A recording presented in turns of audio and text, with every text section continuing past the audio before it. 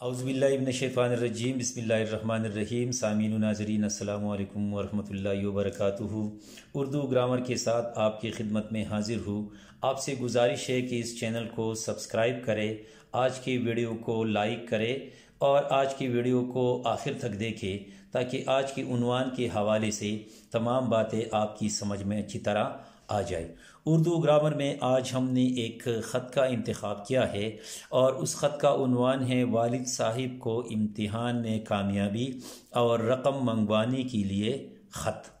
اس سے پہلے آپ خط کا طریقہ جان چکے ہیں کہ پہلے ہم لکھتے ہیں مقامی روانگی جہاں سے خط لکھا جاتا ہے، روانہ کیا جاتا ہے۔ پھر اس کے بعد تاریخ ہے، تو تاریخ لکھنے کا طریقہ یہ ہے کہ پہلے تاریخ، پھر مہینے کا نام اور پھر سال کا نام، یہ رائٹ سائڈ کو یعنی دائیں جانب لکھیں گے۔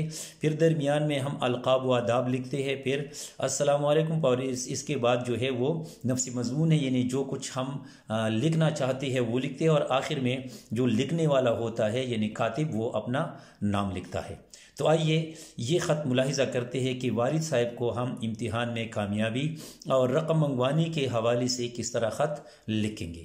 ملاحظہ کیجئے، کمرہ امتحان اس طرح لکھیں گے، یہاں پر لکھیں گے کمرہ امتحان، پھر یہاں لکھیں گے تاریخ تو 19 نومبر 2022۔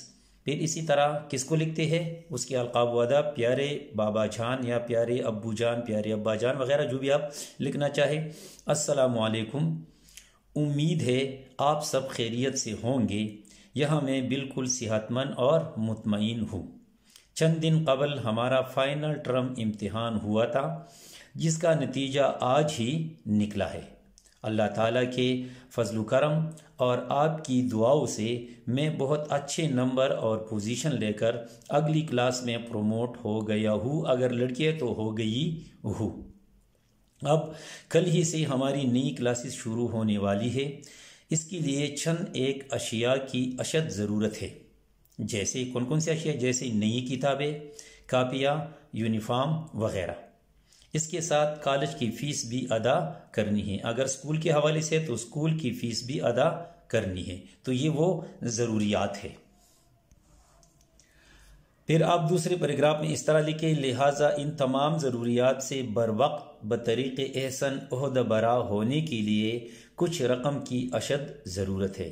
آپ جتنا جلد ممکن ہو مجھے کم از کم مبلغ 30,000 روپے بھیج دے تاکہ میں اپنے تمام مسائل بروقت حل کر سکوں اور میری پڑھائی کا کوئی حرج نہ ہو۔ اپنی صحت کا خیال رکھیے۔ چھوٹی نمرہ کو پیار اور امی جان کو سلام کہیے۔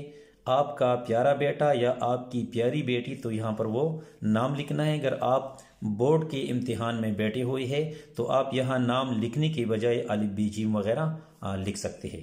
تو امید ہے کہ آج کے عنوان کے حوالے سے آپ کافی کچھ سیکھ چکے ہوں گے۔ آئندہ کسی نئی عنوان تک اجازت دیجیے۔ اللہ حافظ۔